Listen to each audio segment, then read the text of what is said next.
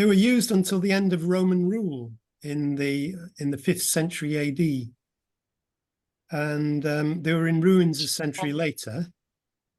They're based around natural springs, which a lot of these things were, which eventually was similar with the spas, wasn't it, like in Buxton and so on. So the features of it that are retained or have been rebuilt to look like something it might have been are the sacred spring, which presumably is that rather slushy green stuff, and you can see in the picture. The Roman bathhouse, maybe that's that, and a museum which holds artifacts from Aqua Sulis, which was the name of Bath at the time.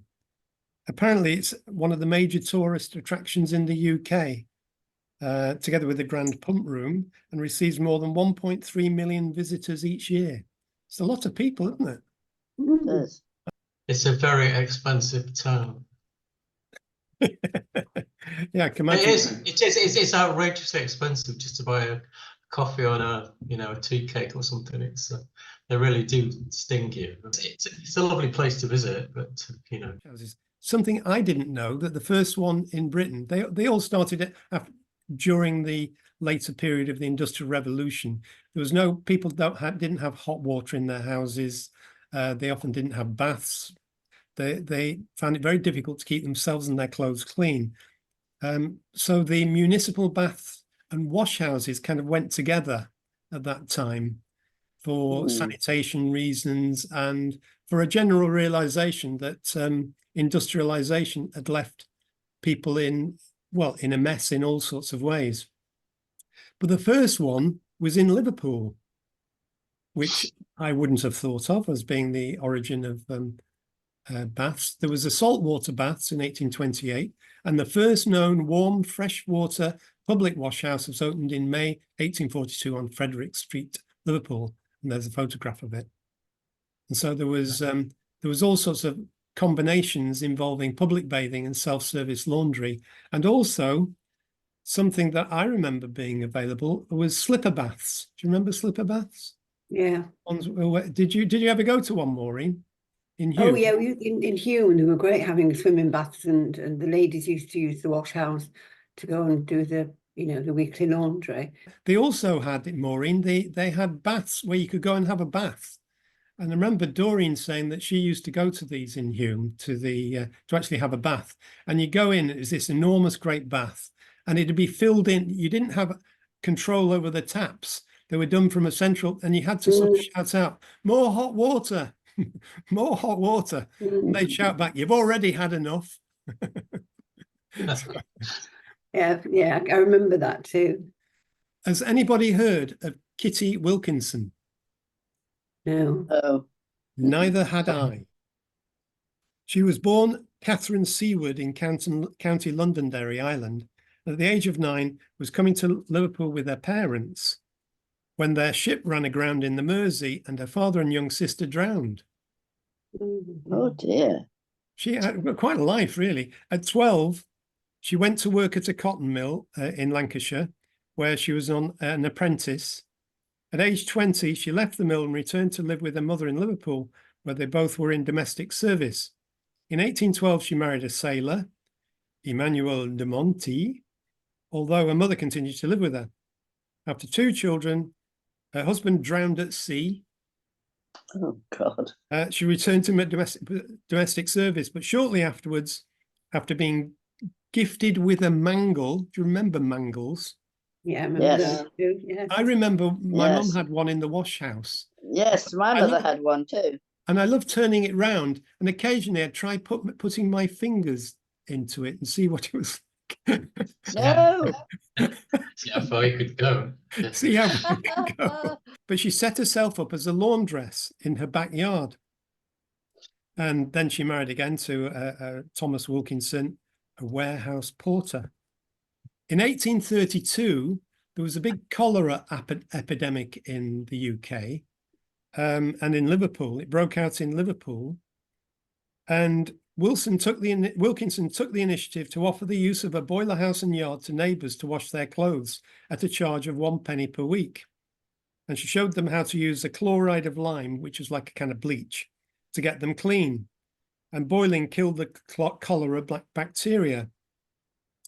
These activities came to the attention of the District Providence Society and William Rathbone, a local philanthropist, and she pushed for the establishment of public baths where poor people would be able to wash their clothes and also keep clean themselves. And in 1842, the combined public baths and wash house was opened on Upper Frederick Street in Liverpool. Wilkinson was appointed superintendent of the public baths. Well, I think that's fantastic. That somebody with such an unprivileged background, not just that, but that the authorities listened to her, were aware of her, and appointed her. And apparently she did that for the rest of her life, and this was taken late in her life. There was an outbreak of riots in Liverpool at the time about cholera. What do you think they were rioting about? Water. Oh, yeah, water. Were they banned from drinking the water? There were 8 major street riots in Liverpool and several other minor disturbances. The object of the crowd's anger was the local medical fraternity. Gosh. The public perception was that cholera victims were being removed to the hospital to be killed by doctors in order to use them for anatomical dissection. And their cry was, bring out the burkas. Why would they say that? Bring out the burkas. Burke and Hare. Burke and Hare, which was a scandal 4 years earlier when 2 men had murdered people in Edinburgh in order to sell their bodies for dissection at the local anatomy school. This was especially of concern to Liverpool's citizens because in 1826, 33 bodies had been discovered on the Liverpool docks, about to be shipped to Scotland for dissection. 2 years later, a local surgeon, William Gill, was tried and found guilty of running an extensive local grave robbing system to supply corpses. These were one of the first ones to open in Manchester, Mayfield. It's behind Piccadilly Station in the Cottonopolis district, Italianate design, and the pools were nearly 20 metres long. The baths were demolished after being bombed in 1940 during the Second World War. Do you know what's happening in Mayfield? It's the first public garden that's been constructed in Manchester for... Yeah, it's a very beautiful park now. It's now a park. But this was the excavation that went on. And you could see how much of it was left in that picture on the right. Astonishing, really, isn't it? But this is a particularly interesting one called Broomhill Pool near Ipswich. Look at that. It's a fantastic site, isn't it, in the 60s? People actually really using this outdoor pool, which was built on sort of modernist designs. Built in 1937, and it's one of the 15 listed Lidos in England. So the pool closed in 2002. A friends group was immediately formed, and they've now, according to the latest news that I've got, have got the money to do it up. So I looked on Google Maps just to have a look at it. You can see it's really quite a big place, isn't it? It is. It's in fact 50 meters. It's an Olympic-sized pool, and that's how it's going to look when it's finished, apparently. Very nice. Now, more prosaically, back in Manchester, there's Chorlton Baths, which I used to go to when I was young. Well, when we moved there when I was about 11, I think. And because I couldn't do PE, they sent me off to Chorlton Baths to have a swim because they knew I could swim. But that was pulled down fairly recently because a new baths was opened just on Princess Road, the Hough End Baths. Here's Chadderton Baths, which again is not exactly an architectural gem. But there's somebody called Henry Taylor, who became an Olympic swimmer. But he must have been slowed down by all those medals he wore. And this, in fact, was one of John Rylands. Remember John Rylands from the Rylands Library? Well, he made all his money in textile manufacturing. Eventually, he was employing a workforce of 15,000 in 17 mills and factories across the region. Anyway, he commissioned the town hall, and in the Gothic revival style, at cost of 30,000. And behind them, though, on the other side, was the Cypress Street Baths, just at the back of it. Again, not very imposing, but that's the place where I learned to swim. There's another photo of it.